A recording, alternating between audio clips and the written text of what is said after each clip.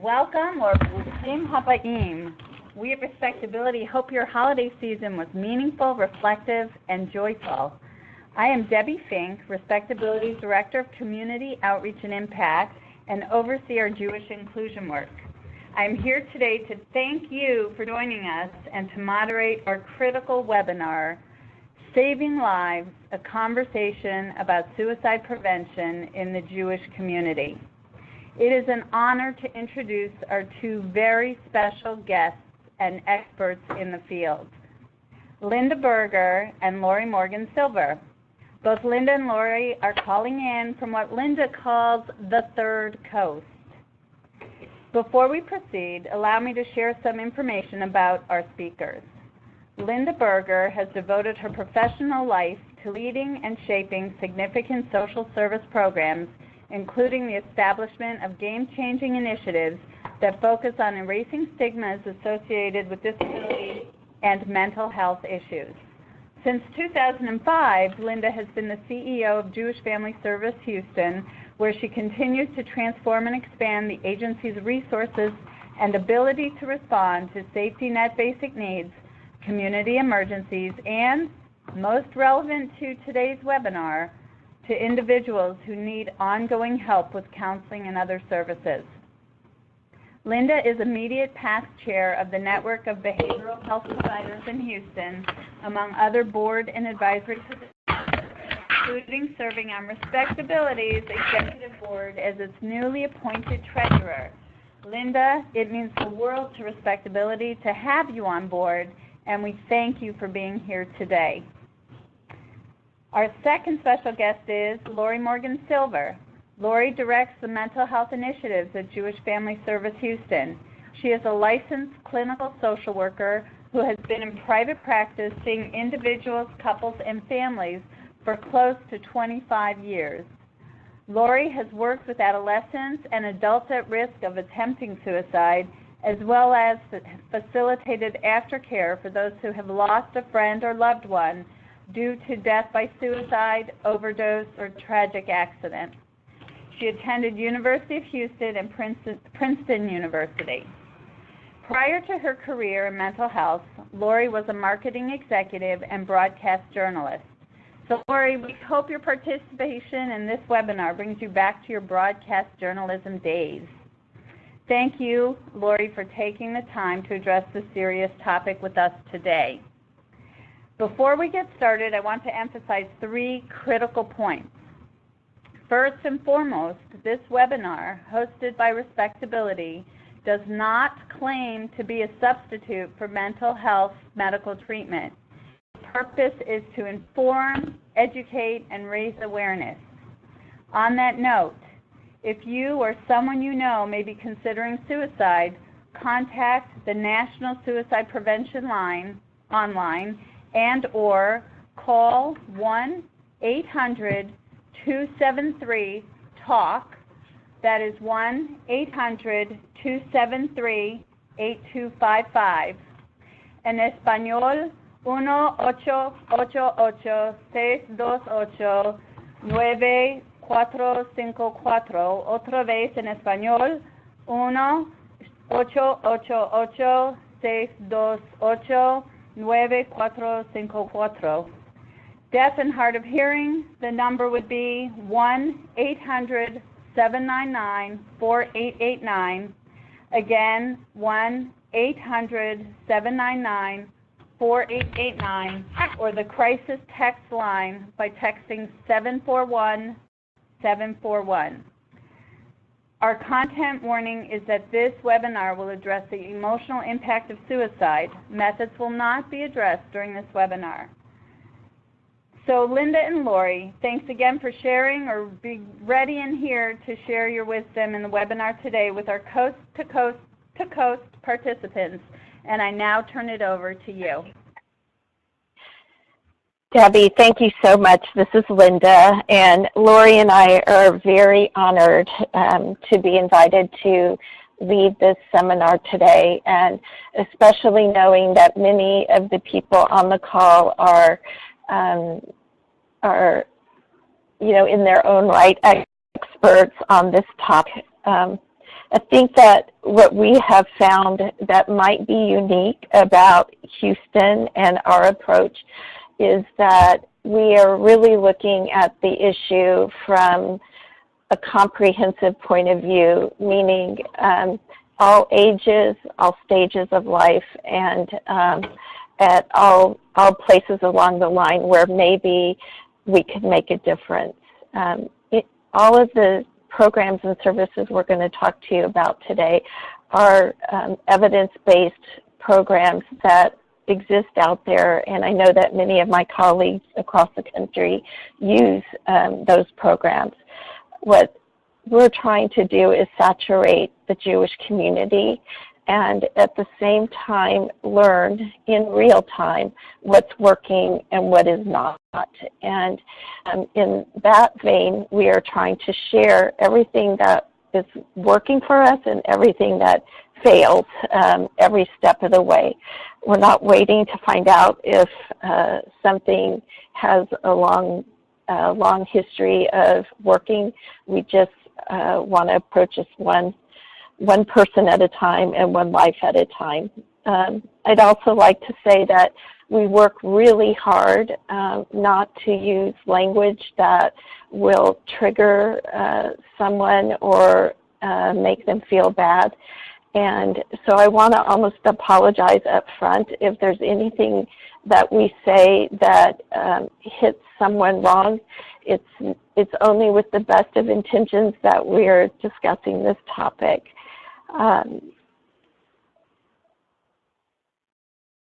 So moving forward, I wanted to just give you a little bit of background. For me personally, I have not had an individual in my lifetime die by suicide. However, my great-grandfather and my great-uncle both took their lives within 2 years of each other. And what I know is what stigma does to a family. And I also know what happens when nobody talks about it. So my personal commitment in this area is to make sure that generations later, families aren't still suffering because it was too taboo to speak about what happened in their own family. I'm going to let Laurie just give you a little bit of background about why she's doing this work. Hello, and thank you all as well very much for asking us to do this presentation today. It's a very tender topic, and we're very honored to be with all of you. I want to share as background for myself that I was working in a completely different field in broadcast journalism and marketing and public relations, and in 1988, my older sister, who I was enormously close to, died by suicide. She had and has 2 young children who were very young at the time when she died, and ironically, it will be 30 years this October since she died. So this work has intense personal meaning to me. In the aftermath of her death, I discovered the complete void in services, in conversation, in resources, and I turned to Crisis Intervention of Houston. It was back in the days of the Yellow Pages, and that's what I found, and that's where I began to do volunteer work as a way to try to understand and make meaning, and discovered that I truly loved the work and it was very meaningful to me, and I returned to graduate school and began to work in this area many, many years ago.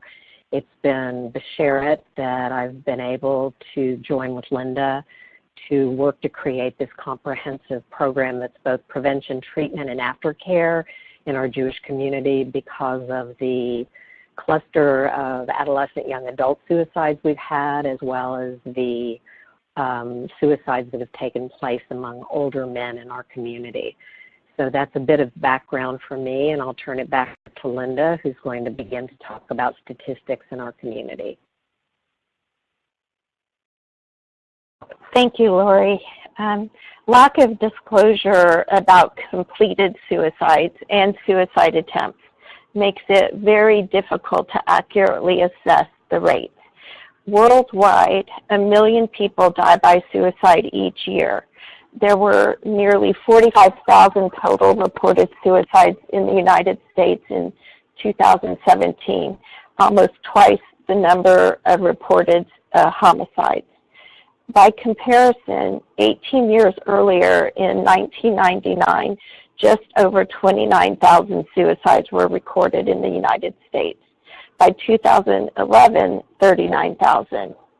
In other words, within 12 years, death by suicide increased almost 30% within the United States, and the country's suicide rate reached its highest level in 30 years in 2016. While the percentage increases have leveled off since 2016, the numbers themselves are still increasing. While increases have been the largest in the mid to older age groups, adolescents and young adult deaths have steadily increased as well. In 2000, suicide rate for those 15 to 24 was 10.5%, but by 2016 it was 13%, an increase of 25%. The age group 19 to 34 increased 17% during the same time frame. But when we look at ages 15 to 19 alone, just FYI, we see a startling increase in suicide rates among males and females, increasing 31% from 2007 to 2015. Adolescents and young adults face many of the same suicide risks as older adults: unemployment, lack of income, drug and alcohol use, and pressures that may result from sexual orientation.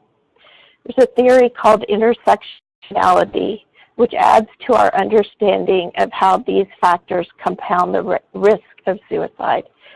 When one risk factor is added to another and then to another, such as gender, class, socioeconomic status, sexual orientation, drug use, and mental illness, the exponential risk of suicide increases. We know that young people have a higher percentage of unemployment and drug use. In addition, complex psychological and emotional stressors that can accompany sexual orientation result in enormous pressures that have also increased the risk by suicide. In the state of Texas, suicides have increased 23% over the past 15 years, with 3,000 to 4,000 deaths by suicide each year. In 2015, suicide was the second leading cause of death in Texas for those ages 15 to 24. Rates are essentially flat for Blacks and Hispanics, but we see a 46% increase in suicides among Caucasians.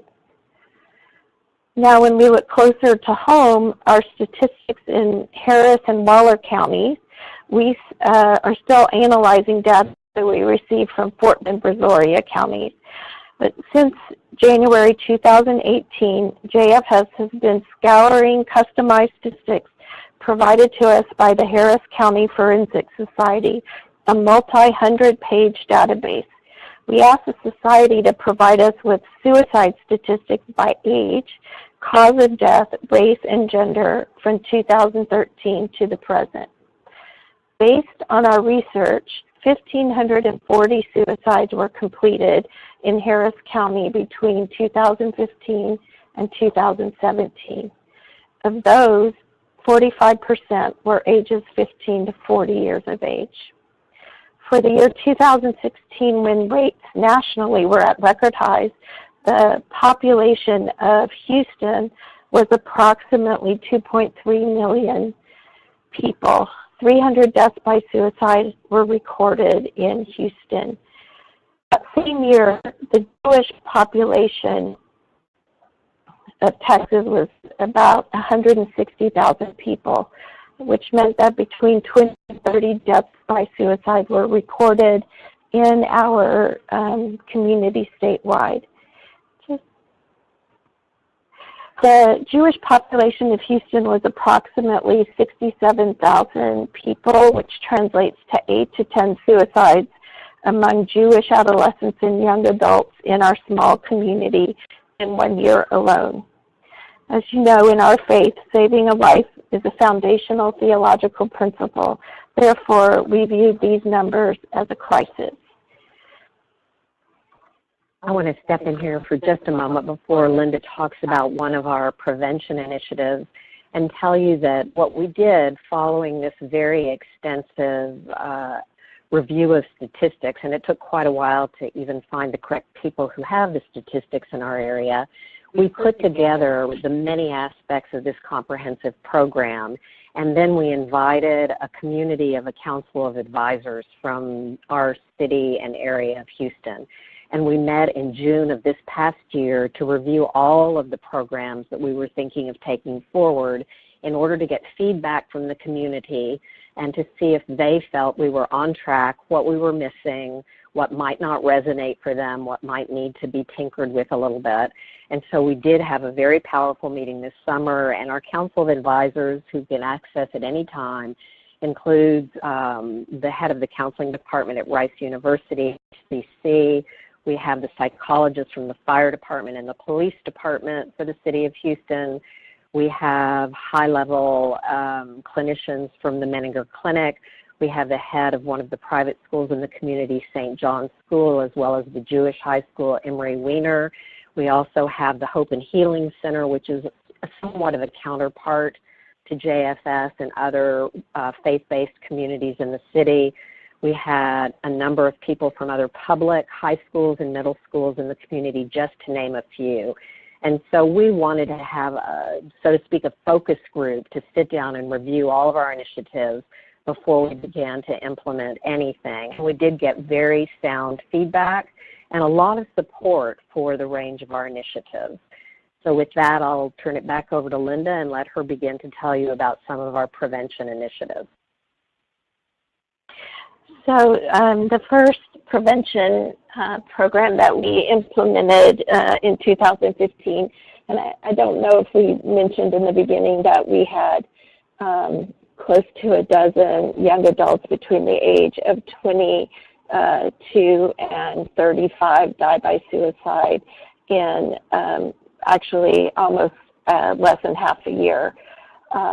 And it was wake-up calls for our community, and immediately we began looking for the best services that we could find that already existed.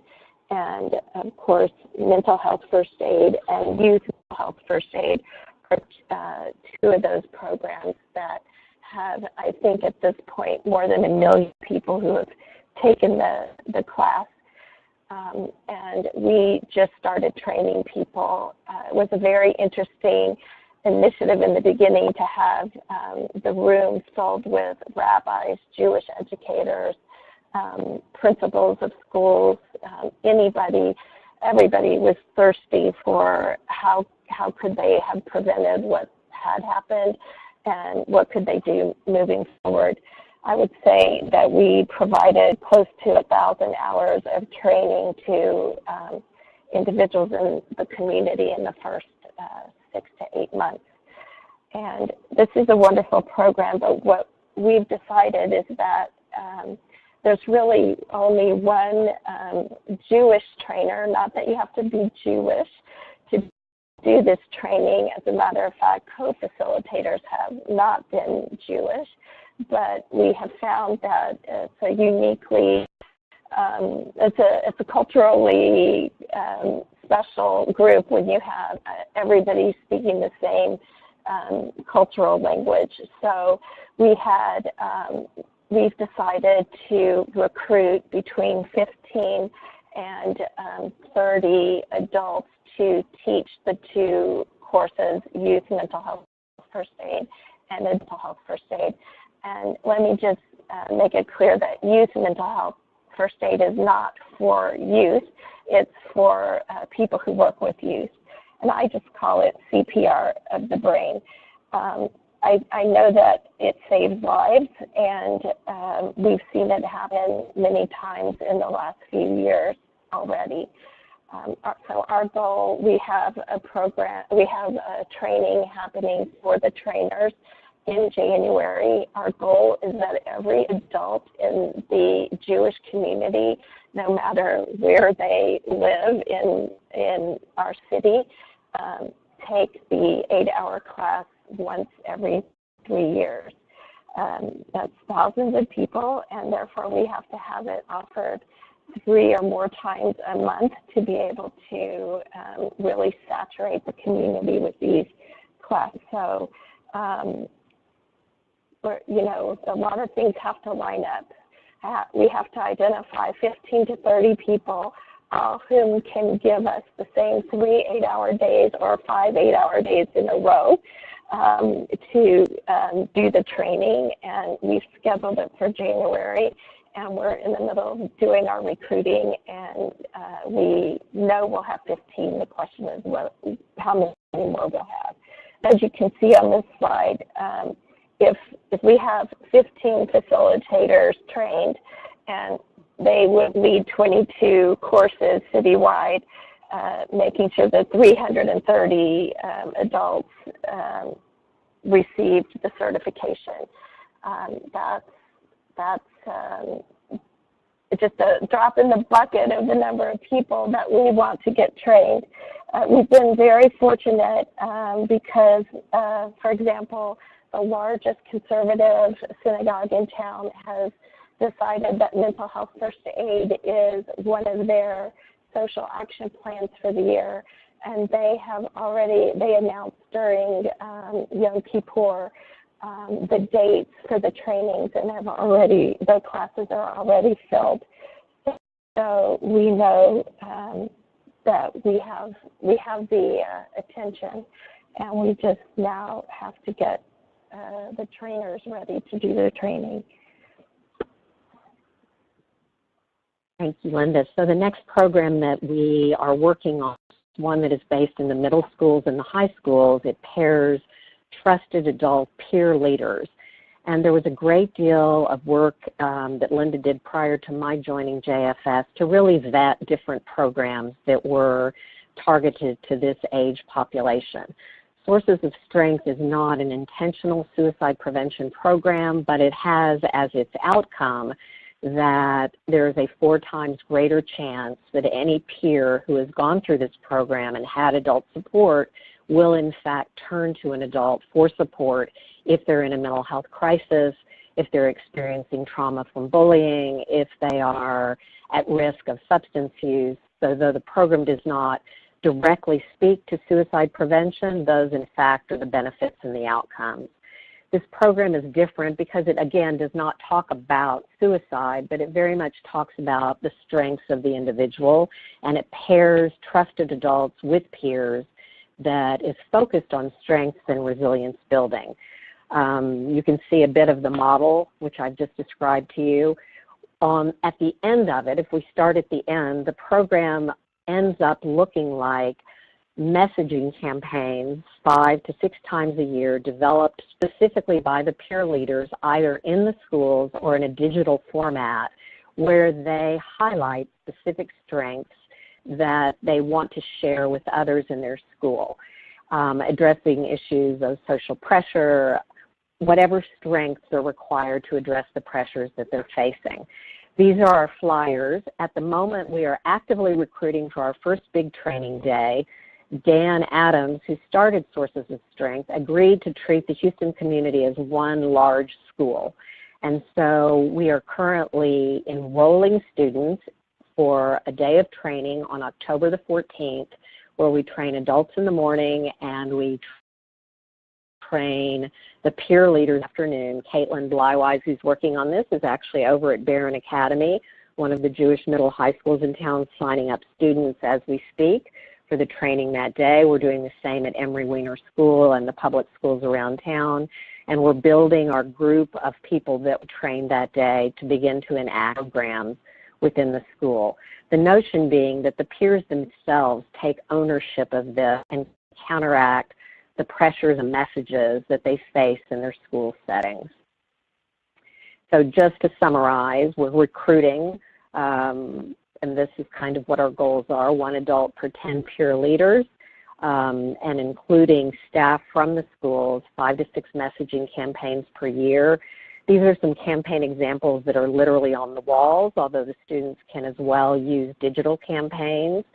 Again, more pictures of campaign examples in different schools. strengths that have been highlighted by other students. So that gives you some overview of sources of strength. We'll have a great deal more to tell you after our first training and our first program. We're also giving thought to doing training and utilizing this program in summer camps, even on summer camp sites like the summer camps in our area, and training a trainer from within JFS here to begin to continue to do this program after this, our pilot year. So that covers sources of strength. I want to begin to talk about some of the other things we're doing in terms of crisis support. Because of all the work we're doing and because of the awareness that's been increased unity, we are getting a lot more calls to become aware of people who are at high risk of attempting suicide or being at risk of attempting suicide. So we're very actively offering crisis support in the form of telephone intervention, in-person intervention, the minute we get a call from someone. As a matter of fact, a member of our community reached out to us a few days ago with an employee who was very suicidal, and over the course of the weekend, Linda and I were both in support in person and have been working with the at-risk individual in person for the last 4 days intensively, gotten him into a psychiatrist very quickly, and so very active crisis support in that situation. Part of what is also supporting us, and I will share with you that our website is currently in redesign, but we have plans for an even more extensive website than you will see right now that will include our prevention, our treatment, and our aftercare programs, a broad range of resources, our bereavement guide, which we'll be talking about more in a minute, our social media efforts, which are very extensive at this point. In addition, we were asked to partner with the Jewish Herald Voice here in the city, and we're doing a weekly column, which you'll see more on in a minute. In fact, there it is. We're doing a weekly column called Be Well, in which we address topics having to do with mental health and well-being, in which we also address questions that are coming in from the community. We as well are highlighting our prevention programs like Sources of Strength and Touching the Heart. And beautifully, I can share with you that we did a column on Touching the Heart, and Linda received a call about a day or so later, and we ended up receiving funding for this program, which we'll talk about more with you in a moment. So this column as well will be included on our website as part of our redesign. This is one of the public service announcements. We have a series of 4 of these that are being run on various social media sites. This is the one that seems to have captured the most attention. Although there's music under this, what I'm going to do is just show you this so you can see the imagery of this particular PSA.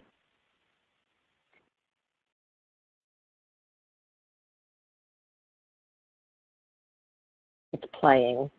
Oh, it's only playing on yours. Oh, it's not playing. Okay. Hi. Sorry, Linda. Hi, everyone. To play the video on the slide, please click on the picture in the presentation. Okay, so I'll give you a moment or so to do that.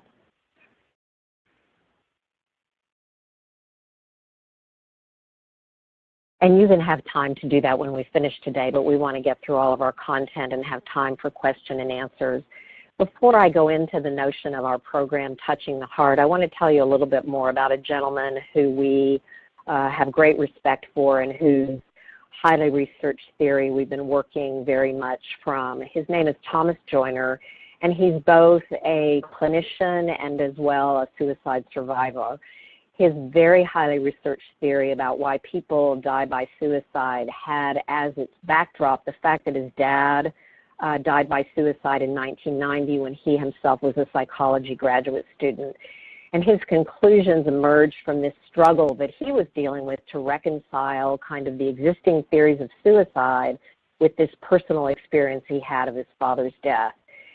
I can't capture the full complexity of his theory, but I do want to include a few things that I want to explain to you. He includes a very in-depth discussion of what kinds of deaths are in fact to be thought of as suicides: a drug overdose, a solo driver plowing into a tree, a terrorist taking his or her own life in an explosion, a sick person choosing assisted suicide. And his belief is that all these acts demand far more understanding and research, which he's involved in doing, so that we eventually, as a community of helpers and healers, come to an understanding that intentional as well as risk-related deaths might all be thought of as deaths by suicide. And I know that that's very controversial, but that's part of his theory. He writes very much that suicidal behavior does run in families. It has to do with genetics and neurobiology, as well as personality, genetically conferred personality traits like impulsivity. He talks about families sharing genes and much else, including the family environment, with childhood adversity being shown to be a high risk factor for later suicidal behavior. And many of you may know about the ACE assessment, acute childhood experiences, and that very much is part of what he's talking about. So he believes that genetics and neurobiology, personality, and early experiences are all implicated in the development of mental disorders such as depression and anxiety and bipolar disorder and addiction. And he considers these to be what he calls distal factors that don't fully explain suicide. He thinks they come up short.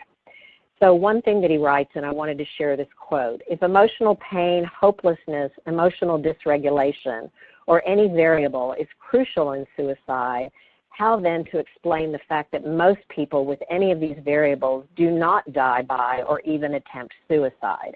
How do we understand that there are people who genuinely desire suicide but do not feel able to carry through with it? And he identifies several factors that we feel are important to share. He talks about the person acquiring the ability to enact lethal self-injury over the course of time. He also continues, how does one surmount the most powerful instinct of nature, which is to live? He writes, through repeated experience with painful or provocative stimuli, especially but limited to deliberate self-harm, and increasing engagement in serious injurious behavior may lead people to viewing death in peculiarly positive ways. He also adds that there's two additional factors that he considers to be critical in understanding the desire to die by suicide. First is the basic human need for effectiveness or a sense of contribution and meaning, and second is the need for connectedness or a sense of belonging. He concludes that when one truly believes that they are a burden and that their death has more meaning than their life, when one feels they don't belong and instead feel excruciating social isolation, then a tiny overlap occurs. He believes that that overlap of hopeless alienation, thwarted belongingness, a sufficient desire for death, and the fearlessness to inflict self-harm and act on that desire result in death by suicide. So that's a bit of his theory that we wanted to share with you today. And that forms the foundation of much of our thinking for our prevention, treatment, and aftercare programs. Joyner was hired by the U.S. military to set up a virtual connection program to see if it would have an impact, on reducing rates of depression and suicidality in the military. And he did a program which he has been testing and researching, and it's been proven to be very, very effective. We have adapted his program in the form of our initiative, which we've named Touching the Heart. And this is a program that's based in anonymous text messaging initiatives, much like the program that Joyner started, which was based on a 1950s program. At this point, what we are doing is to recruit, and we're actively recruiting and actively sending out messages at this point to college students that have just left in community with bi-weekly messages of simple connection and tips for resilience and how are you doing and what's going on with you. I just want you to know that we're thinking about you. And if you would like a Skype consultation, we're here for you, and reach out to us if you're struggling in any way. So we've just launched this program 2 weeks ago, and we are very happy with the number of signups we have. We're continuing to actively recruit. We are utilizing the Red Oxygen program as our technology foundation, And we're actively working with the synagogues and schools in town to begin to accelerate our recruiting efforts on this program, as well as talking to the counseling departments at different colleges where we know our Jewish students have gone. So that's kind of the status of our Touching the Heart program at this point, and I'll add that our next two demographic groups that we hope to reach out to young adult Jews who have returned to the city of Houston to work, and then to the very high-risk demographic of older men in our community. And as we stated earlier, we have had 7 deaths by suicide of men in their mid-40s to later 50s since the beginning of 2018.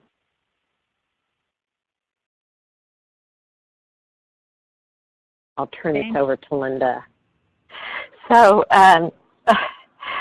you can see why I'm so happy to have Laurie on my team.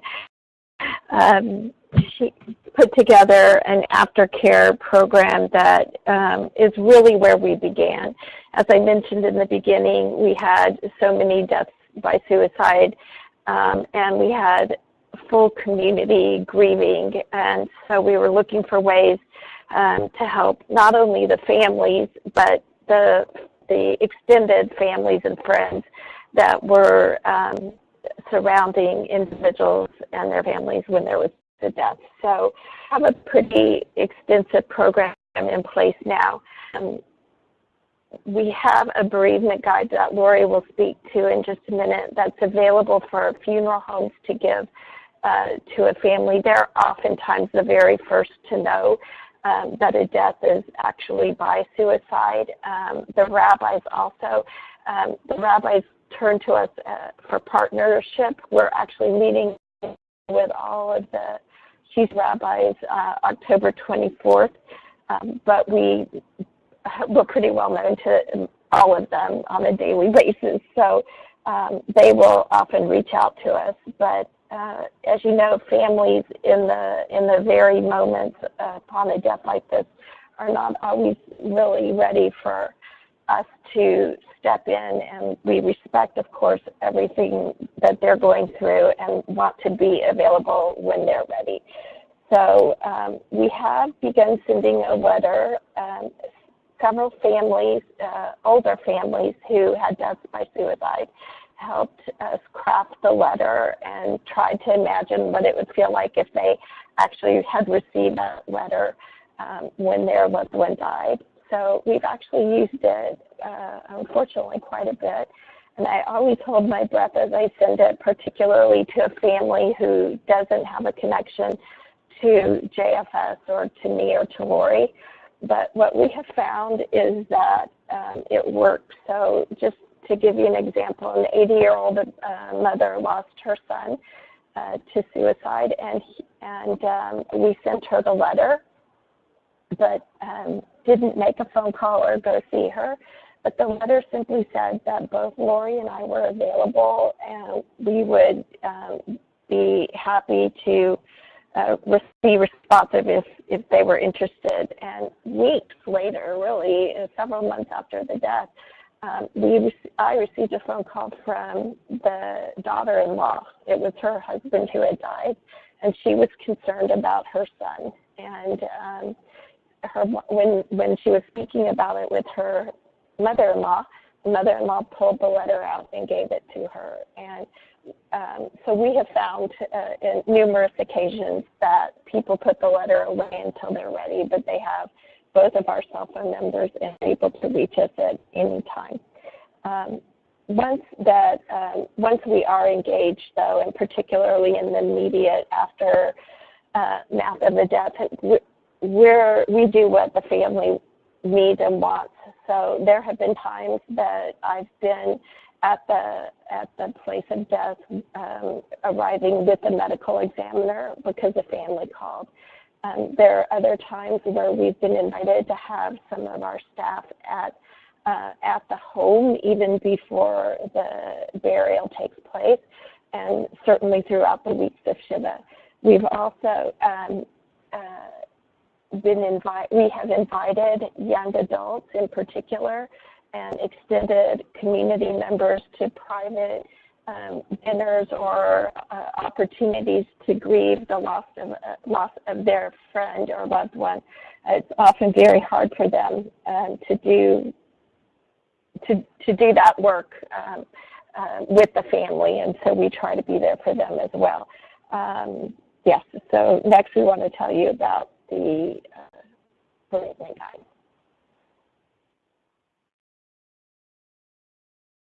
Thank you, Linda. So to support those who have lost a loved one or family member to death by suicide or by drug abuse, we have written a guide, which we have also, Linda has actively reached out to those who have had this loss to read our guide to sense if it is on track and on target and comfortable for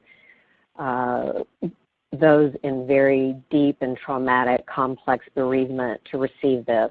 And we do have support, as Linda said, from the funeral homes, from the rabbis, from different people in the community, and we are currently printing this, actually, I'm very happy to say, and we will be offering this guide to those various people in the community as a matter of support.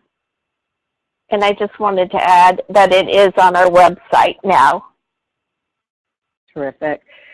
We are currently in the midst of planning, this is actively going on, a very short but very meaningful memorial service around the time of Hanukkah. And as all of you on the call can understand and imagine, when a loved one dies in a tragic way by suicide or overdose, tragedy that's related to a mental health fatality, the death becomes the primary story of the person. So we're putting together a small Yisker-like book where loved ones can write a short piece about what their loved one's life was like when they were alive, and we'll do a very short service with clergy in attendance to light candles and to remember loved ones, and this is going to be in December of this year. In addition, the areas that we're starting to work on have to do with trainings in the community. We have currently done suicide protocol training at one of the largest synagogues in town, and we have invitations from 4 other synagogues at this point to come in and train their clergy when they receive a call from someone who might be hopeless or have suicidal ideation or extreme mental health crisis. We're doing that. We're also doing that for the faculty and staff at the Jewish day schools and religious schools in the community. We're currently working on another training to do corporate suicide protocol trainings in our community, and I already mentioned school faculty and administration for the protocol trainings, and we're developing a curriculum on self-care that we can take into the school specifically for faculty administration because they're dealing with a lot of mental health crisis all the time. We've also been very active in a speakers bureau. These are some of the topics that we speak about, and I think Linda and I have been doing quite a number of talks since the beginning of this year. And so that would leave time for questions and answers. We're also doing 3 research initiatives right now. One is being done between Jewish Family Service, the Hope and Healing Center, and Menninger Clinic, who was given money to research faith and resilience post-Hurricane Harvey. And we're doing a collaborative research effort with the University of Houston on suicide assessment. We are just beginning to look at our addiction services, and these are some of the areas that we hope to expand. I forgot to mention that we're doing grief and bereavement support groups actively now. On Wednesday night is the one that I'm running for those who have lost a loved one to death by suicide, overdose, or tragic accident. We're also doing a grief and bereavement group that I run on Tuesday nights for widows and widowers. There is a group for those who are struggling with drug use and abuse, but there are other areas, and there's a lot of individual couple and family psychotherapy going on here at JFS for those who are struggling in these areas. We hope to expand our addiction services. So that gives us a bit of an overview. I can see that there's some questions coming in on the screen over here that we want to have time to address. Great. So thank you so much, Linda and Laurie, for sharing this wealth of potentially life-saving information. It's really a lot to think about, and we really appreciate it. So we do want to turn it over now to questions that will be coming through anonymously. So, Luke, if you want to tell people what they need to do, our operator is Luke, we'd appreciate it. Thank you, Debbie. Hello, everyone. You can send questions using the Q&A window located on the lower left of the presentation screen. Just type your message and press Ask to send it. As Debbie mentioned, questions you submit are anonymous and won't be seen by any of our audience. Go ahead, please. So, go ahead. It's okay. Why don't I start off with one question? As it is said, to save a life is to save a world, to paraphrase. So what has been the greatest successes you have experienced in your work? I mean, you shared many stories that probably answer to that, but if you can direct it with one response, we would welcome it. Sure. This is Linda. I think that probably I had a group of 11th grade boys visiting JFS one day, and they were here to learn about the history of JFS. We're 105 years old, and they wanted to know what was different today than the work we were doing 105 years ago. And I just said, suicide, for example, I really don't think 105 years ago the founding members of Jewish Family Service were focused on suicide. And before I could say anything else, a young man's hand popped up, and it continued to pop up practically before I could finish the answer to the previous question. But the first question was, what if you know someone who's thinking of killing themselves? And so I said, well, I think that if you know somebody, you should encourage them to speak to their parents. And the next question was, what if their parents think it's a call for attention? Then you need to talk to a trusted adult. And anyways, the questions kept coming, and finally I handed my business card with my cell phone on it, and I said, why don't we talk after class? Here's my phone number. Well, the teacher was wise enough not to wait, and an hour later he called. I've taught that boy for never knew that he had any issues. And today, the principal, the counselor, and his parents in my office with him, and he's on his way for help. So that's what motivates you to do it. Is we can't undo what's already happened. We're just working really hard to change it for someone else. I'll add a short one as well. Linda received a call from a member of the community whose 80-year-old mother had made a suicide attempt, and we became very quickly involved with getting her into inpatient treatment. And we've been working with her as well as her son, who found her, who's in his 50s, in terms of her getting very active treatment for depression and chronic pain, and working with the son in terms of his trauma from having found her following the attempt. And that's very recent as well. So those are two examples that we can point to just from the past short period of time. Thank you. Well, those are two examples that, saved two worlds. So thank you for all the critical work that you do. So we're going to move on now. We have a question from Greater Metro West Able in New Jersey. The question is, just trying to get a sense of how large and small a community you are serving with these programs. How many day schools? How many synagogues? How many JFS offices are involved in the delivery of these programs? Thank you. Sure, I appreciate the question, and it's a really good one because we're not certainly as large as Metro West. We have about 26,000 families that are identified as Jewish in the greater Houston area. Let me just say that we cover the distance we cover is far greater than most other JFSs, but the numbers of the Jewish community are much smaller.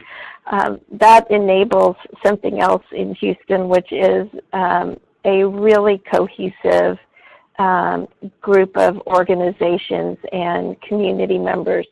So when I say we're meeting with all the rabbis, we're meeting with all the rabbis from all of the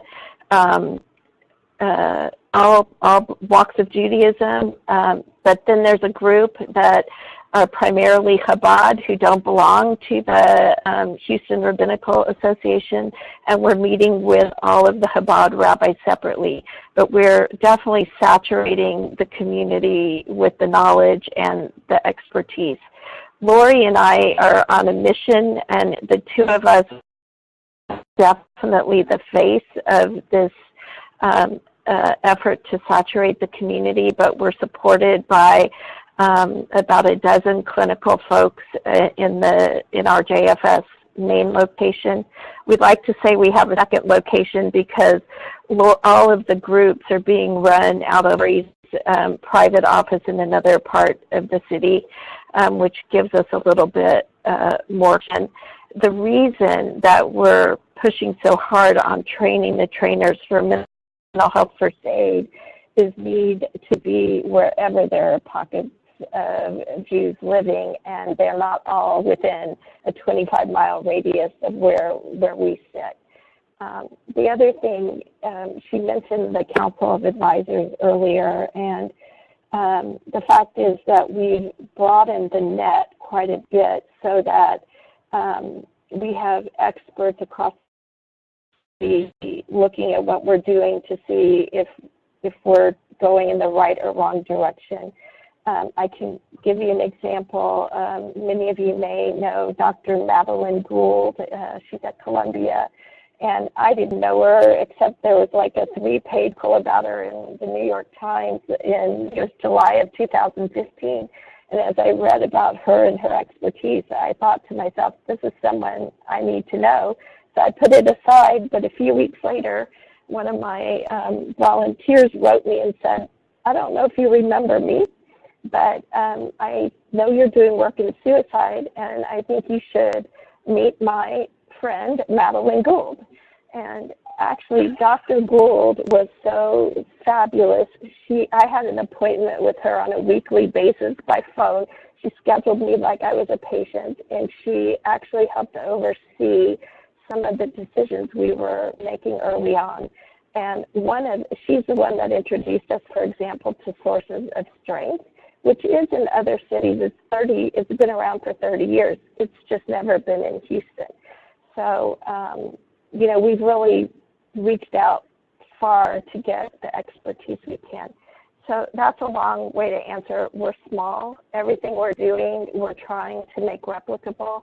On our website, there's a passworded section that we make available to any of our colleagues around the country, where we just keep putting our slideshows, our PowerPoint, our flyers, anything that any mistake we've made, anything, we put everything there to share in real time what's happening. So you could take, for example, our bereavement guide, and you can slap your logos on the back, and we'd appreciate you still keep saying that it's written by Laurie, but if it can work in your community, you can have it. And we just feel that the problem is so big, and all the things that everybody's doing, each individual thing is good, but nothing is working whole. And we're passionate about finding out how to look at this as a full community and see what we can learn and then pass on in real time and as quickly as possible. Thank you for that comprehensive answer.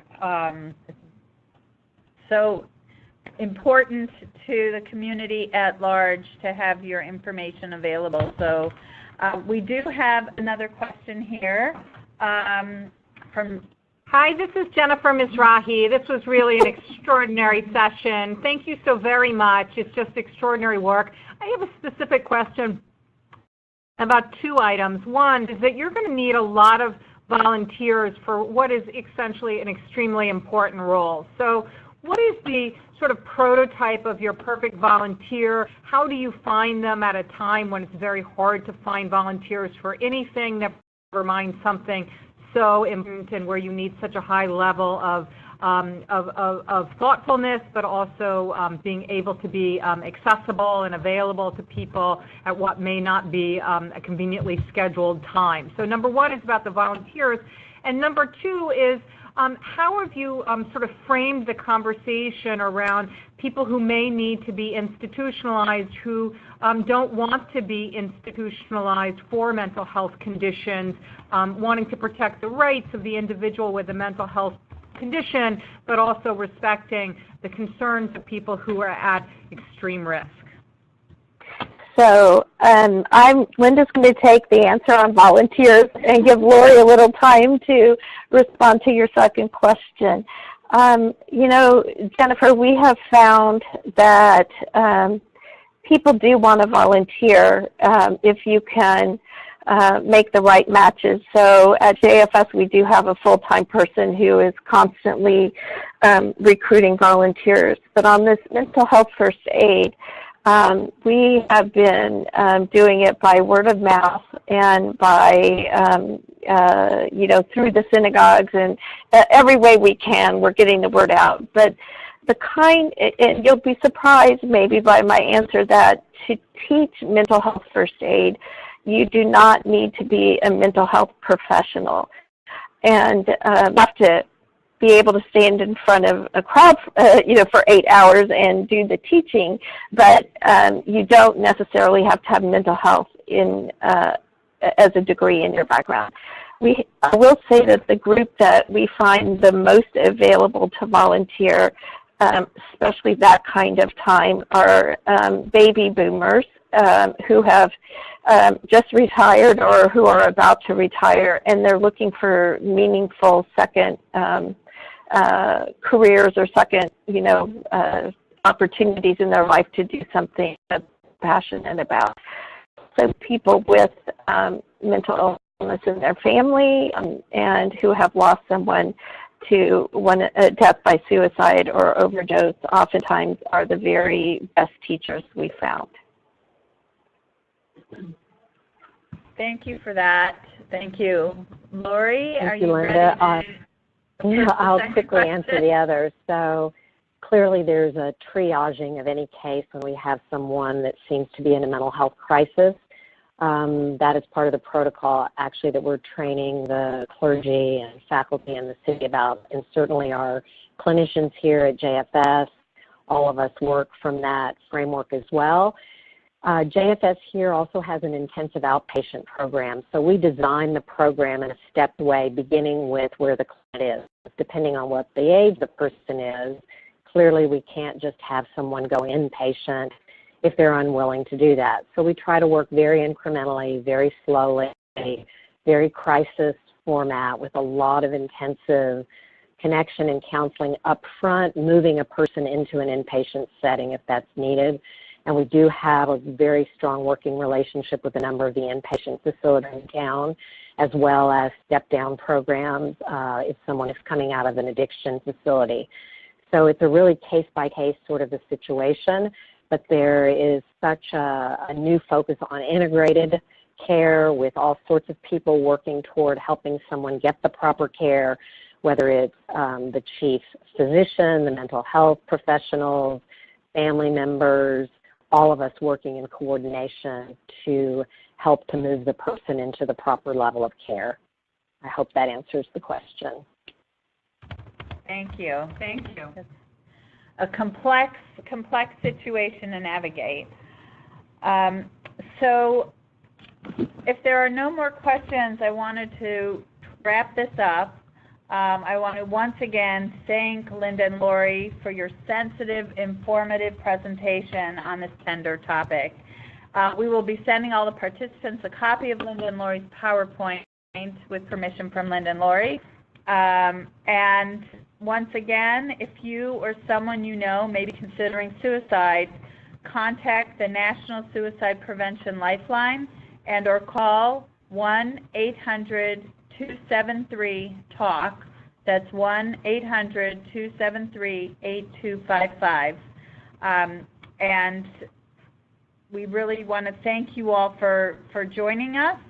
If you would like to join us for our next Jewish-related webinar, it is on Tuesday, October 16th at 1 p.m. Eastern Standard Time. Its topic is Respectability 2018 National Jewish Disability Inclusion Survey. So you can learn more about what Jewish folks are thinking. We have about inclusion in our community. It's going to feature our one and only president, Jennifer Laszlo Mizrahi, and Megan Buren, Respectability's pollster. We are wishing you all well, shalom, v'kol tov, and thanks again to Linda and Laurie. Thank you.